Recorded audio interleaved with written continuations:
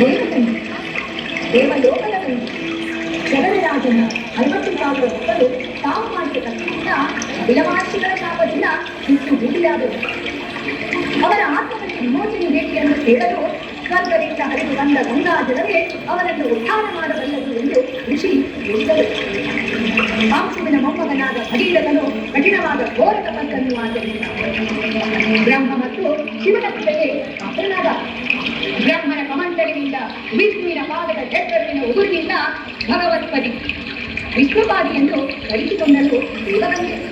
ಶಿವನ ಜಟೆಯಲ್ಲಿ ಗಂಗೆ ನೆಲೆಯಾಗಿ ಶಿವನ ಮುಡಿಯಿಂದ ಭಗೀರಥನ ಕೋರಿಕೆಯ ಮೇಲೆ ಭಾಗೀರಥಿಯಾಗಿ ಋಷಿ ಜಾನ್ವಿನ ಆಶ್ರಮ ಸೇರಿ ಜಾನ್ವಿ ಋಷಿಯ ಕೋಪಕ್ಕೆ ಒಳಗಾಗಿ ಋಷಿ ನೀರನ್ನೆಲ್ಲ ಕುಡಿದುಬಿಟ್ಟರು.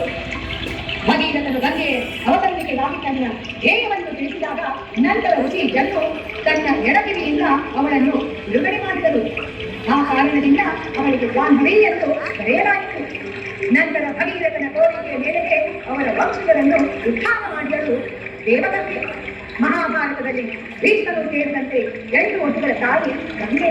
ಪಾಪಗಳನ್ನು ಕ್ಷಮಿಸುವ, ಪಾಪಗಳನ್ನು ತೊಳೆಯುವ, ಮಾನವ ಕುಲವನ್ನು ಉದ್ಧರಿಸುವ ತಾಯಿ ಗಂಗೆ. ಗಂಗೆಯು ಜೀವನ ಮತ್ತು ಮರಣ ಚಕ್ರದಿಂದ ವಿಮೋಚನೆ ನೀಡುತ್ತಾಳೆ. ಅಂತಹ ಪವಿತ್ರವಾದ ದೇವಲೋಕದ ಗಂಗೆಯನ್ನು ನಾವು ಹೊಂದಿಸಬೇಕು, ರಕ್ಷಿಸಬೇಕು. ಶ್ರದ್ಧಾ ಭಕ್ತಿ ಮನೋಭಾವದಿಂದ ಗೌರವಿಸಿ ಆದರಿಸಬೇಕು. ಜಗದ್ಗುರುಗಳಾದ ಶ್ರೀ ಶಂಕರಾಚಾರ್ಯರ ರಚಿಸಿದ ಗಂಗಾಸ್ತೋತ್ರವಿದೆ. ಜಯ ಜಯ ಗಂಗೆ, ಹರ ಹರ ಗಂಗೆ.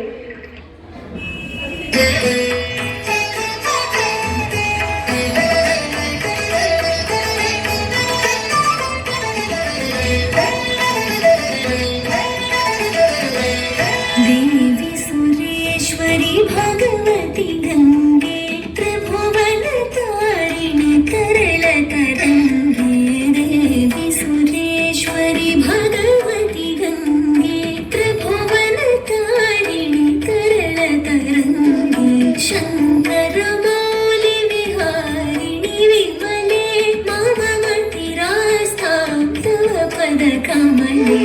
भागीरथि सुखदायिनि मात, तव जन महिमा निगमे ख्यात. नाहं जाने तव महिमानं, पाहि कृपामयि मम ज्ञानं. हरिपद पाद्य तरंगिणि गंगे, हिमविधुमुक्ता धवल तरंगे. तोरे कुरु मम दुष्कृति भारं, कुरु कृपया भवसागर पारं. तव जलममलं येन निपेतं, परमपदं खलु तेन गृहीतं.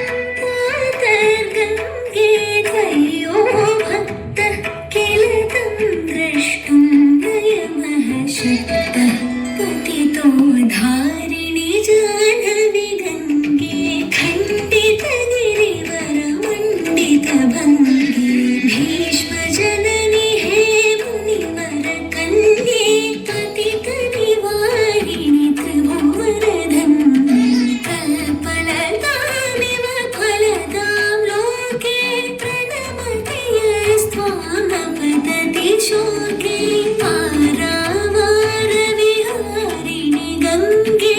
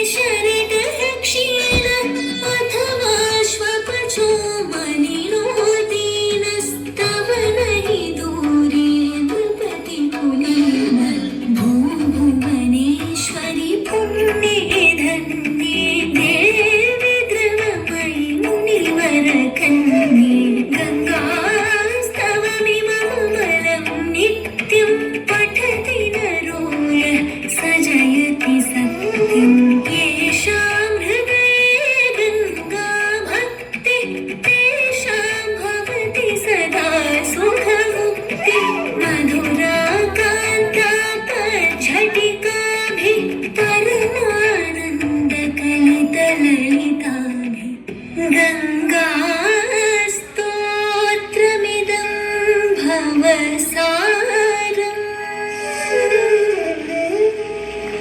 वाञ्छितफलदं विमलं सारम्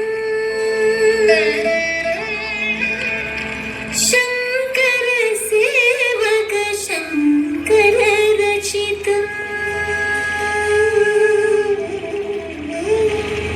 पठति सुखीस्तव इति च समाप्तः।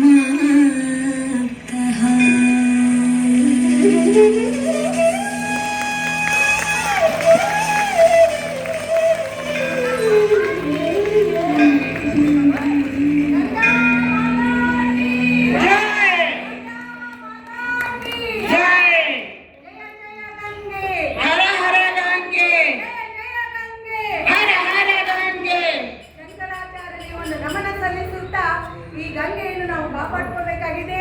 ಅವಳಿದ್ರೆ ನಮ್ದು ಜೀವನಾಡಿ ಇದ್ದ ಹಾಗೆ ಶಂಕರಾಚಾರ್ಯರಿಗೆ ಒಂದು ದೊಡ್ಡ ನಮನವನ್ನು ಸಲ್ಲಿಸೋಣ. ಇದುವರೆಗೂ ಸುಂದರವಾಗಿ ನೃತ್ಯ ಮಾಡಿದ ಶ್ರೀಮತಿ ಹೇಮಾ ಮಮದಾಪುರ್ ಹಾಗೂ ಶ್ರೀಮತಿ ಕವಿತಾ ಸಜ್ಜನರ್ ಅವರಿಗೆ ಧನ್ಯವಾದ.